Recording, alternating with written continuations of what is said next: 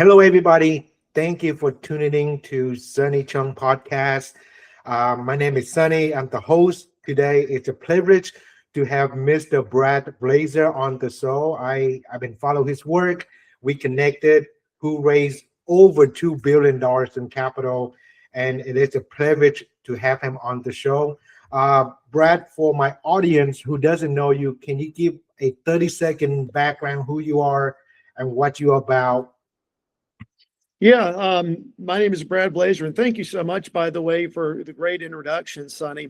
You know, I've kind of been known around the world as the personal coach, mentor, advisor to businesses that really want to learn how to attract, how to raise, and how to work with investor capital so that they can build, buy, scale their business, or as I like to say, just be doing something bigger in life. So many people deal with this daily. You're a level 10 person and you feel like you're stuck in a level 4 opportunity. It doesn't matter how hard you work or how many hours you put in, but really one of the secrets to kind of cracking the code and doing bigger things is learning how to raise investor capital, learning how to approach people, how to talk to people, how to obviously do it in a compliant manner so that we're not violating any of the securities regulations. But having raised over $2 billion through my efforts and the efforts of small teams I put together, we built a great platform. We raise money ourselves and we invest in things like real estate and data centers. And then, of course, we teach other people how to do it too, Sonny. I love it. Sometimes what I realize, what you learn and you teach, that's how you obtain more information. Yes. So I have a few questions here. I would love to know what's going on your work and how you do your work. Before the capital, the reputation, and the platform that you built, who were you and what experience shaped how you are to view trust and relationship in today's market? If you go back into kind of what I call my earlier life or my backstory, I grew up in your traditional middle class family. We certainly were not rich by any stretch of the imagination. I had 3 siblings, 2 sisters and a brother, and both of my parents worked real hard. I saw how hard they worked to provide for us and be good providers. But what was really, I guess, an inspiration in my life is just like Robert Kiyosaki writes about in his book, I too was also somewhat blessed. I had a very rich, wealthy uncle in my family who was my Uncle Henry. And I won't say that he was really a mentor, but I definitely looked up to him.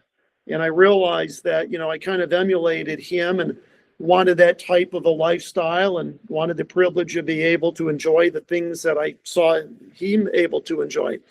And so when I went off to college, I went to college basically with the intent to become an architect. I was always really good at designing things and really good at building models. And so, I wanted to go to school to become an architect. But while I was in college, I got sidetracked. I responded to an advertisement one day in the small local newspaper, and I was hired by a small independent oil company. And they hired me to get on the telephone and actually reach out to high net worth accredited investors to raise money for their drilling programs. And so I got really good at that and, was raising money and getting paid.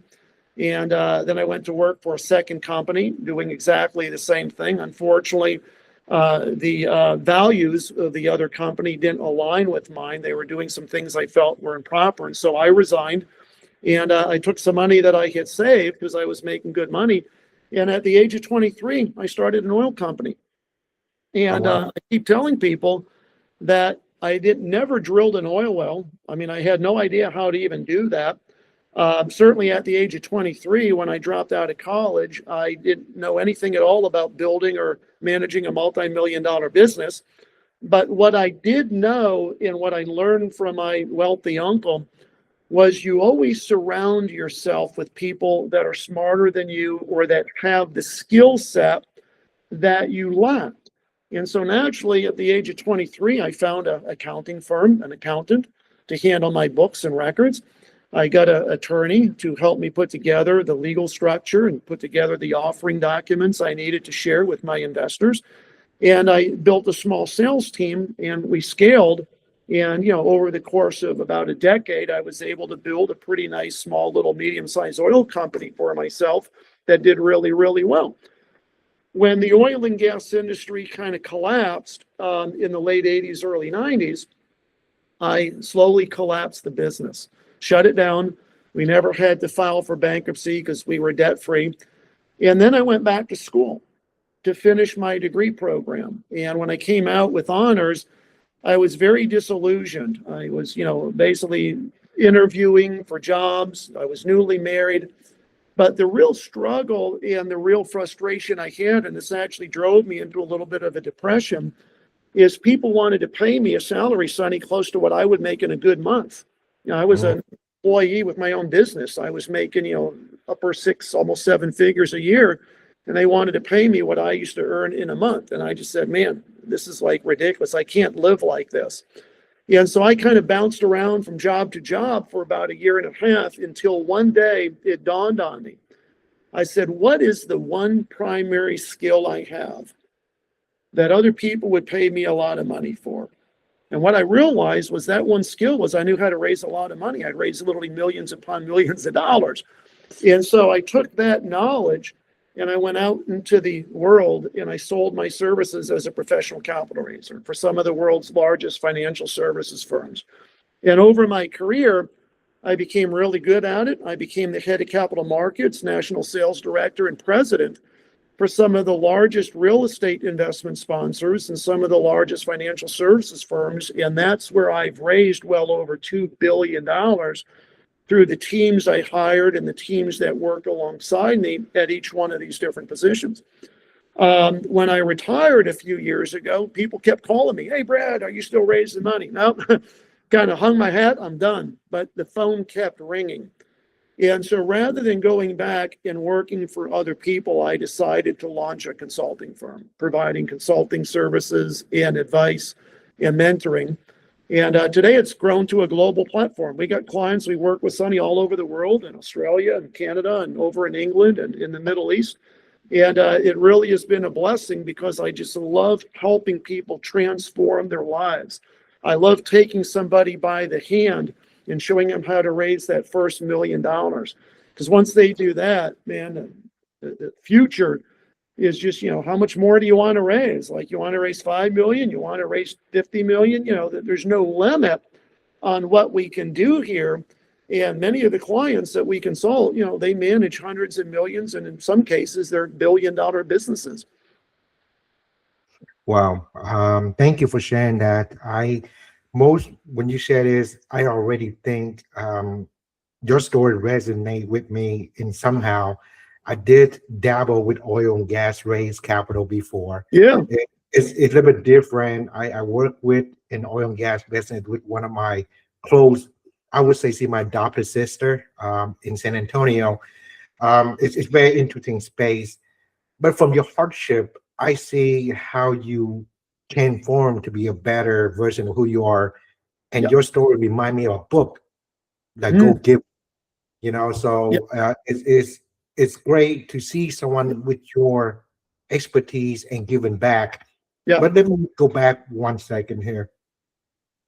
What was the most difficult moments in your career that forced you to grow as a person, not just raising capital, not as a raiser when you go to that transition, when you get paid less than you were before? How did you overcome that obstacle? I think probably one of the most challenging and one of the most difficult decisions that I've ever had to make, because it affected the lives of other people, was when I made the decision to basically collapse and shut down my oil company. I had employees, I had people who depended on me for their livelihood, and so I pulled the business together, all the employees, and I made the announcement, and I discussed this with my wife at the time. And I said, we have to treat these people fairly. They've invested themselves with us. Many of them have been here for many years. And so, we did it, as I like to say, we did it the right way. We took care of them with severance pay. We continue to pay them even though they didn't have to come to work so that they could continue to take care of their families, pay their mortgage, obviously put food on the table. So, depending on how long they were with us, they got severance. But that was probably one of the most challenging, tough decisions I've ever had to make as a business owner because it affected other people. Certainly, there have been many others as well over the course of my career. But the one thing I've always learned in business is that as challenging or as difficult as the news may be, it's always better to be truthful and be honest and upfront rather than trying to hide it under the rug or try to sugarcoat it, or better yet, not disclose it, because that's where we get in trouble. That's where you start to get a name in the industry of being dishonest or somebody that cannot be trusted. And I remember before he passed away many years ago, my grandfather always said to me, Brad, the one thing that you have in life that is one of the most valuable things is your good name. People know they can trust you. People know that on a handshake, you're going to follow through and do the things that you say you're going to do. The second you break that trust, you're done. Word will get out. It will spread like wildfire. And then, the opportunities won't be there. The doors won't open. And so that really stuck with me through life. And I tried to basically live my life by what I call knightly virtues. You look at people that are knighted, there's actually what we call a knight's code, which is how we treat other people, how we help people that are less fortunate. And, that's kind of how I believe I operate. It's kind of through these knightly virtues. But I'd have to say, Sonny, to be real honest, that was probably one of the most challenging decisions I've ever made. Now, here's what I learned. That was a painful decision. It hurt like hell. But what people have to understand, and this is a great message for everybody, is that in life, pain is temporary. It'll pass. Now, it may pass fairly quickly, right? Like, for example, you might not want to go to the gym and work out one day, but you go and, you're a little sore the next, but it goes away after a day or two.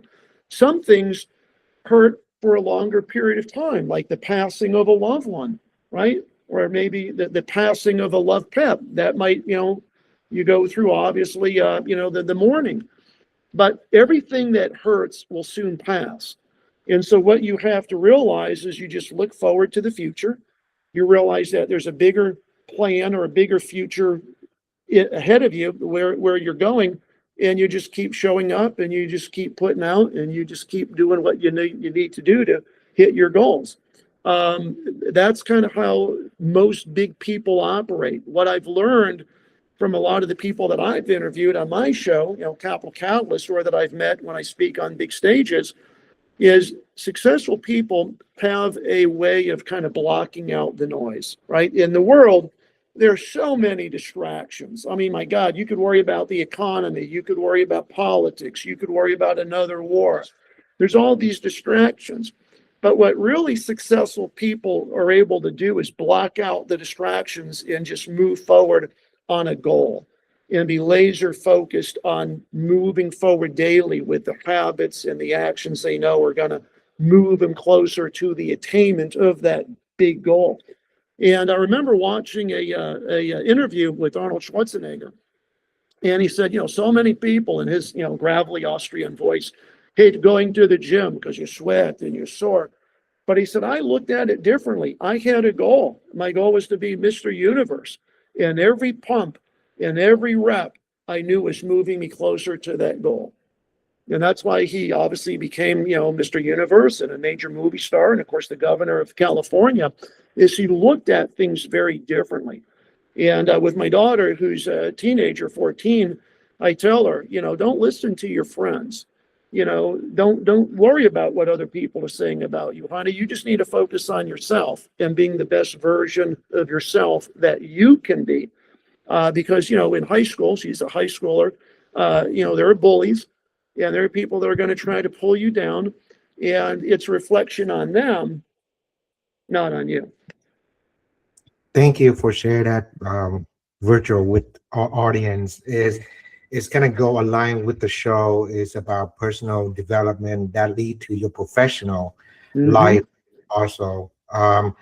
Just out of curiosity, what personal habit, discipline, or mindset shift make the biggest difference in your ability to operate at a higher level based on what you see and the people you surround? Well, I love talking about this because I've actually written about it in my books. My very first book, On the Wings of Eagles, where I talk about this concept that I've developed, and I actually have trademarked it, called the Art of Beliefology.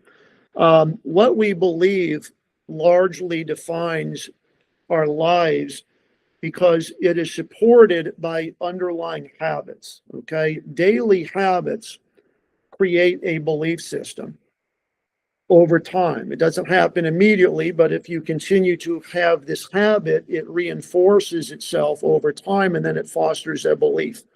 And then that belief is reflected in our outer being. And so when I was a little bit younger, I really enjoyed reading the works of an author, Stephen Covey. Many people probably have read, Stephen Covey, the Seven Habits of Highly Successful People, and he's got a couple of other books. But he talked about this thing that was really interesting to me, and it was called the whole person theory. And he basically says that, in life, we hope to find balance, right? People always say, oh, your health is your wealth. Well, it is, right? Because what good is it to be wealthy and have a lot of money if, you get one foot in the ground and you're diabetic and you're overweight, right? Your health really is your wealth. But he talks about these four elements that really make us human: your mind, your body, your spirit, and your soul. And obviously your mind is what you think about all day. Your body is your level of fitness. Your spirit, of course, is, do you believe in a supreme being? For those of you that might be agnostic or atheist, that's fine too. I accept everybody. And then really your soul is, how you relate and how you treat your fellow man and other people. And so as I went through life, I struggled because, man, I was just gung-ho. I was always focused on the money and the business and growing and everything. And I realized that my life was somewhat out of balance. And so I had to step back, and I said to myself about a couple of years ago, I need to slow down. I need to realize that it's affecting the relationship with my wife and my daughter. It's affecting my health. And so I just kind of said one day, I'm going to focus more on my fitness. And so now every day for me starts with fitness. I get out of bed. I usually do about 5 to 6 miles, and I don't run. What I do is I walk half a mile, and I track it with my Garmin, and then I'll lightly jog for the next half mile, and then I'll walk the next half, and then I'll jog the next half. And so if I do 6 miles, essentially I've walked 3 and I've jogged 3, and that gets my heart rate up and it keeps me fit. And then I go to the fitness center at the end of the day, and I push some weights around to keep my bone density and my muscle up.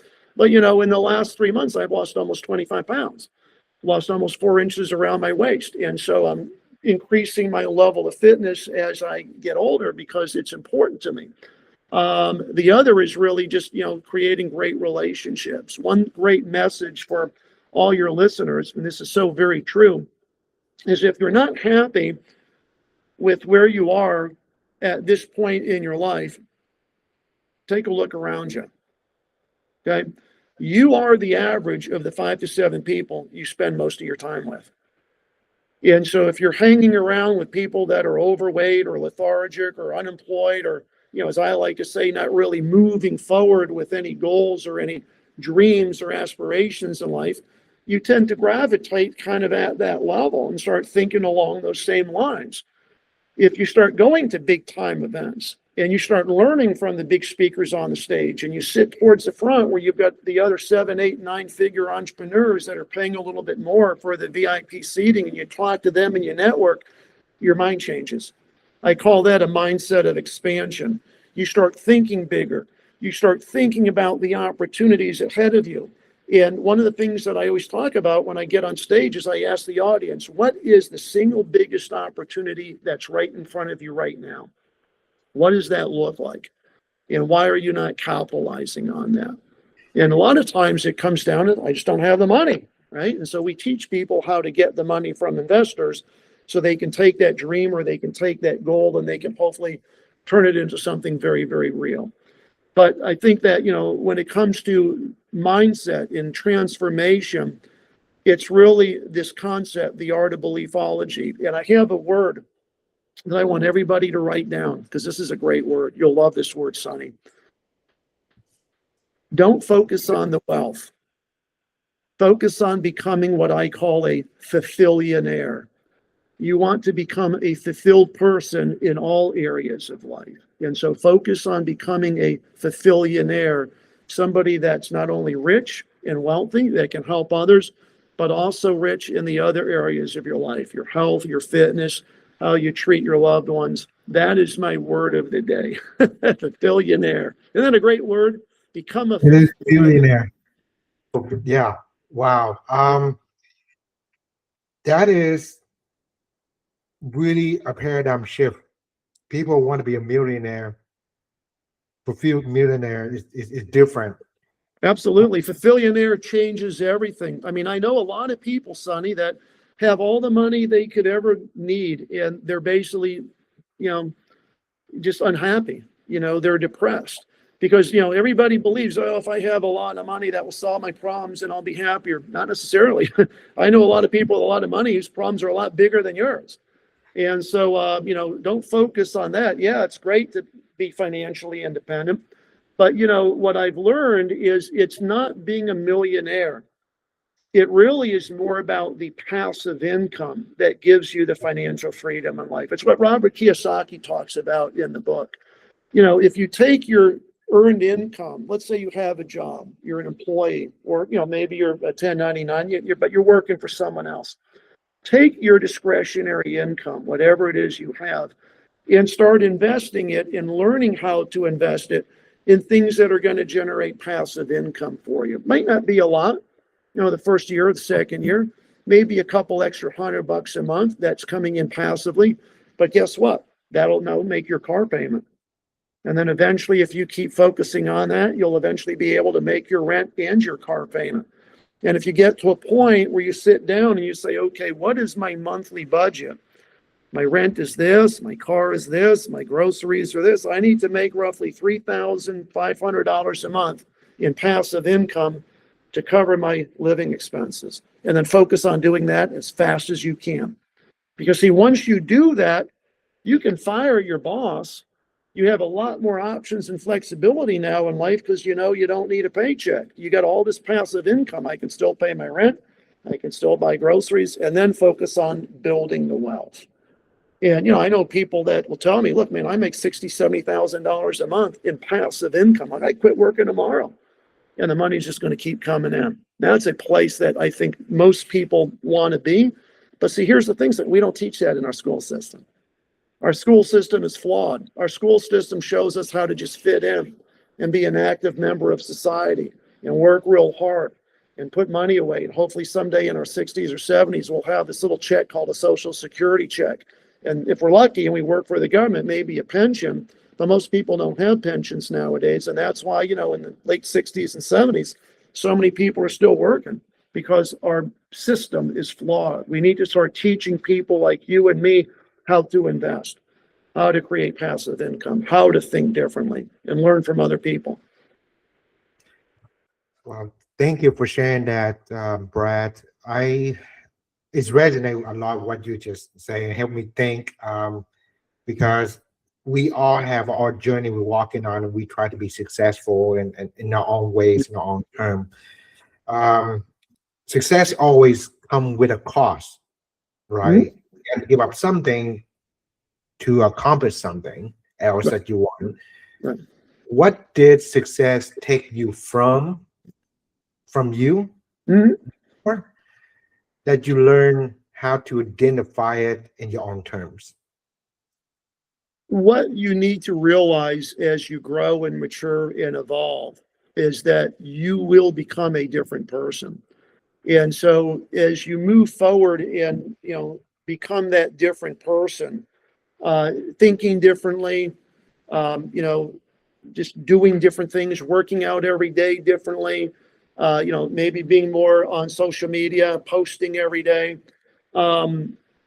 you will basically outgrow your old self and become a newer improved version of yourself. And so what happens is that maybe some of the friends you had will disassociate themselves from you. It's because, you're thinking differently, you're showing up differently, and they're not interested in changing like you are. And that's fine. Still love on them, still be cordial, but you now have a different group of friends, like I talked about. Like I said, you become the average of the 5 to 7 people that you associate with. So you associate with more successful people that are pulling you upwards in the direction you want to grow, rather than staying stagnant or being pulled down.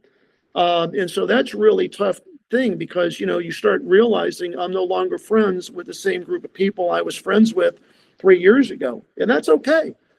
The other thing I think that's also challenging, and this is really a tough battle that a lot of people go through, I've actually counseled friends through this, is your spouse, your wife, or if you're a woman, your husband will start to distance themselves from you, and they'll say, you're not the same person, I'm married. And you got to sit down and say, you're right, and I don't want to be.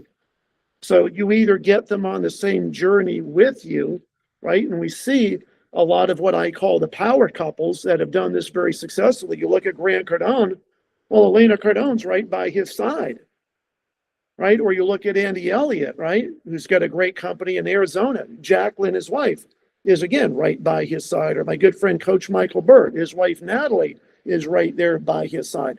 Because what will happen is that person that you married will stay where they are when you met them. And here you are, growing this multi-billion-dollar business and traveling and sharing stages with some of the most famous people on the planet, and they just can't relate.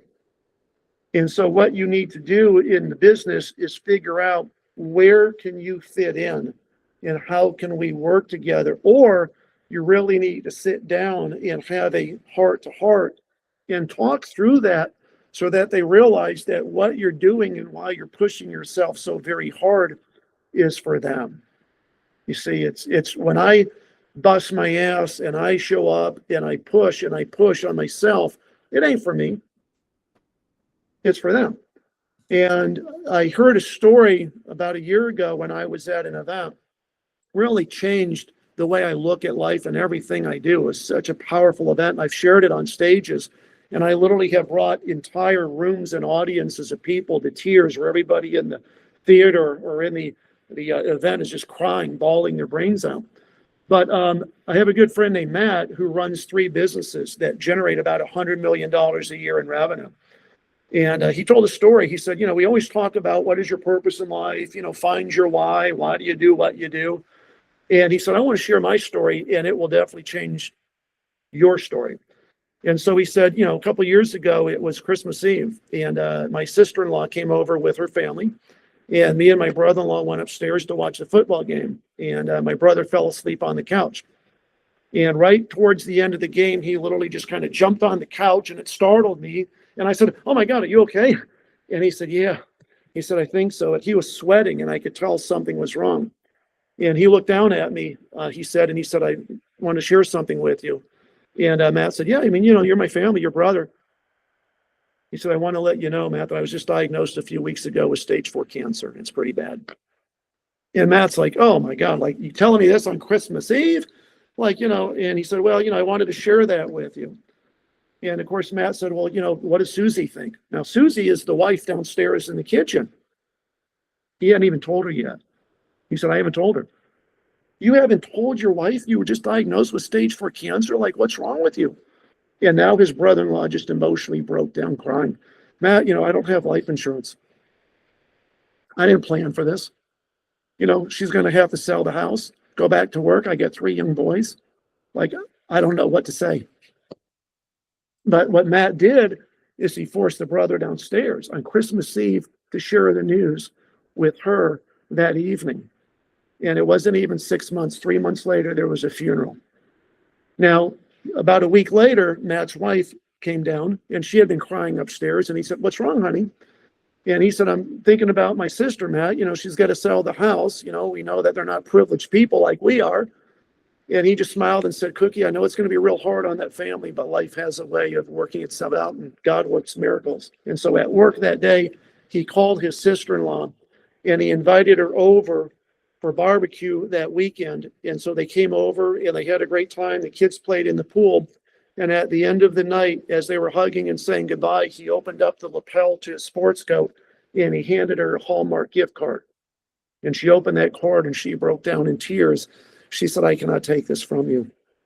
He said, "Oh, yes, you can. And more importantly, you will, because I'm the insurance company that your family never had." And inside that envelope, there was a check for $3 million to provide for that family so that she would not have to work and it would give them the stability that they needed. And so there on stage, as he's finishing his story, he says, "To all you men in the room here today, who wants to be like rich Uncle Matt?" Every hand shot up. "And for all you ladies, who here wants to be like my wife, rich Uncle Cookie?" All the ladies. He said, "Folks, that's why you work. It's become the bedrock and the foundation in your family that others can turn to when their lives get tough." And I walked out of there and I said, "Man, I got 3 siblings that don't make anywhere close to what I earn. I got my mom.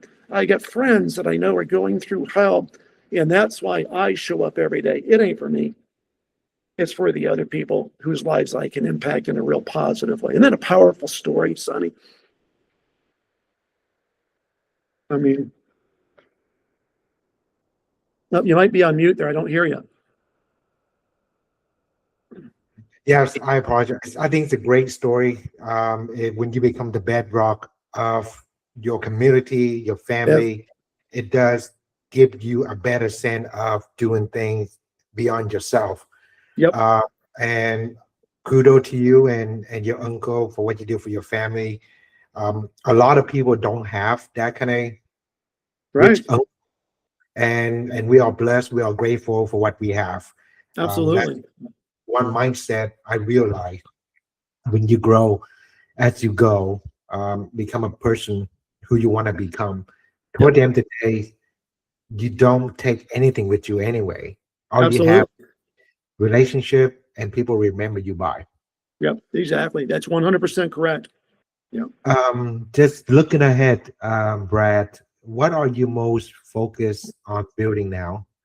Not just financially, but in the term of relationship, impact, and legacy.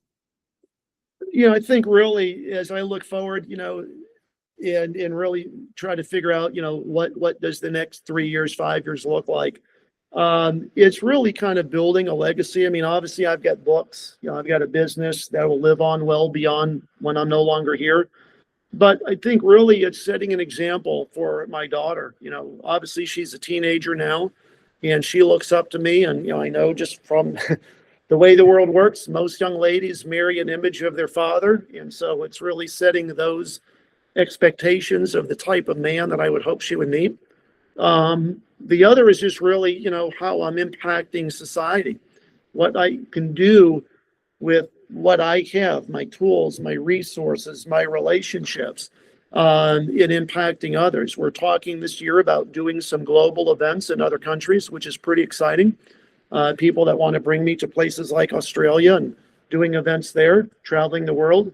But I think that, as I look out and really figure out what future I want, it's also using my influence and using my platform to raise capital to invest in other businesses.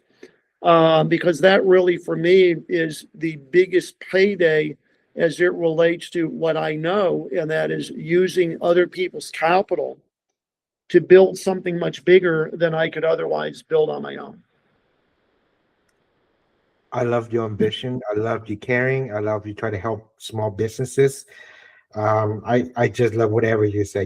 If you do love what you do and do what you love. There you go. Absolutely. Yep. Yep. What would you hope people say about how you make them feel after they're working with you? I think that it's more of a feeling. I think that, when asked, what do you think about Brad Blazar, or what was it like working with him? I think really I want people to say, I could tell he really cared about me. He really cared about my success. He was always there. He showed up. He did what he said he was going to do. I had people that will basically tell you, I don't care where he was, what he was doing. When I called, he always answered his phone. He always returned my call. typically within 24 hours. So I think it's really that. It's, how I want to be remembered is by having others saying, I could really tell that he cared about my success. Because what I find working with people is that a lot of times what people really need more than anything in life is they need somebody to say to them, not I love you or I care about you. What really motivates and inspires people is when somebody says, Sonny, I believe in you. And when somebody says that to somebody that's impressionable, I believe in you, that's powerful. Because now that person has basically the motivation and the drive because somebody else has edified what it is they want to do or what they're already doing.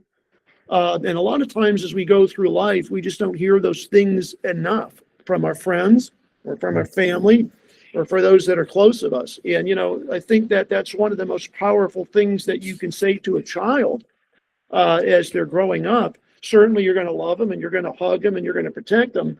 But our kids really need to hear from us as parents that we believe in them. They're going through tough times at school. And a lot of times they put on this mask and we really don't know what's going on. They might be getting bullied at school. They might have had a bad day. They might not have or feel that they don't have a lot of friends. But when you as a parent say, hey, I really believe in you, go out and have a great day today, they're going to push harder. They're going to get through those struggles. And they're going to realize that you really do not only love them, but also you believe in them.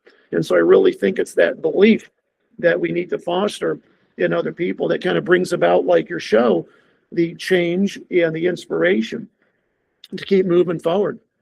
That's a powerful word. I believe in you. It's so simple, but it does give you the sense of responsibility to don't let other people down. Absolutely. As a human nature, we like to help people. Yep. Thank you so much, Brad, for sharing all this stuff. I appreciate you, everything that you do for the community and My for pleasure. I have one closing question for you to close off my show. Let's say today is your last day that on this word, everything you have, your capital connection, everything on your plate, your book is gonna go with you. Nobody know about you, anything about that. However, you can leave something behind for the next generation, new young entrepreneur, next generation come on board, want to learn about you. What the three most valuable lessons you would like them to know as a human being as we're moving toward more technology, AI words? So what three things that you would try to embed, be the bedrock to help them succeed as a human being for them moving forward? Yeah. So if there were three things that I would recommend to, anybody, it doesn't matter on your age, doesn't matter where you are in life. Number one would always be learning from others. That's either, reading books, could be listening to podcasts, could be just talking to people, but always be open to learning. A lot of people think that when they graduate college, our learning is done. No, I read books. I go and I listen to podcasts. I go to events. So always, number one, be learning. Number two, which is more important, is to understand that knowledge without action is meaningless. Okay, meaning if you learn and you're absorbing all of this knowledge, you got to take action on it. Okay, yes, you might have this fear holding you back. Yes, you might have this limiting belief as to whether you can do something or perhaps not do something, but that's good. And what you need to realize is that the four letters that spell the word fear actually also means something else. It's false evidence that appears real. Your mind is playing tricks on you. See, our mind is wired to protect us. And so when everything approaches us that is actually a true threat, like a lion or, a great white shark, we back away. but we also in our mind back away from anything that scares us emotionally. The thought of starting a new business is scary. Of course it is. So you tend to back away from it. Or the thought of investing your money with somebody might be scary. So you hesitate and you back away from that decision. But what you need to realize is that that is a trick in your mind. It's that limiting belief that you just need to work through and overcome. So number 2 is knowledge without action. So take action on your knowledge. And then number 3 is never give up. So many people get frustrated and they get to a point emotionally where they just give up. And they say, I guess it's just not for me. It's not in the cards. You will never attain anything great in life with the mindset of giving up. Okay. A lot of people, they talk about business or they talk about doing something, and you sit down and you put together your business plan. And then, you go, okay, well, what's plan B if that doesn't work out? Screw plan B, like burn the ships. There ain't no plan B, because if you got a plan B, you ain't totally committed to plan A. Does that make sense? And so we hear this expression, burn the ships. There ain't no going back, right? So you're totally committed. We're going forward. This is the plan. We're executing on that plan. But once you quit, you're done. See, it's okay to fall. It's how you get back up. Just like Rocky said in the movie, right? You get back up, life's going to throw you a punch. You're going to get knocked down. And one of the guys that I follow and really love what he says, he's Tim Grover, who wrote the book Relentless and was the personal coach to people like Michael Jordan and, Kobe Bryant, the top athletes, the most elite people in the world in sports. He said, yeah, the price they paid for success was huge. They worked harder. They showed up earlier. But he said, you think the price to pay for huge success is big? You wait till you get the bill for regret. Think about that. You're going to get to a point in life where you can't take the chances you can now. You can't do the things you can now. But when you quit, you've given up. So don't give up. Just keep moving forward. It may take longer than you want it to. That's fine. But see, if you keep showing up, what I've learned is incremental effort gives you monumental returns. It's just like compound interest. It's just like getting a six-pack. It's like becoming, a new version of yourself outwardly, where people look at you and go, my God, Sonny, I can really tell you've been working out. You lost weight, you got biceps, you got a six-pack. Well, it doesn't happen overnight. And so when I meet people on the beach or I see people in life that I can tell really, truly work out, I know that it's the consistency. It's the daily habits. And I compliment them and I say, I know how hard it is to attain a physique like that. I just want to say I'm real proud of you. And they love it. They're like, yeah, it is, been working out like this for the last year. But see, what you got to remember is that incremental daily effort over time will give you the results you're looking for. So always be learning, take action on the knowledge and what you learn. And then number 3, Sonny, would always be never give up. Thank you so much for your knowledge, your wisdom you share on this show. Is a lot of great stuff, a lot of golden nuggets on here about mindset, shift the way you need to be. Brad, it's honored to have you on the show. Thank you very much for sharing your story. Thank you. And wisdom with our audience. I appreciate it. Thank you for having me and being a wonderful host today. Thank you, sir.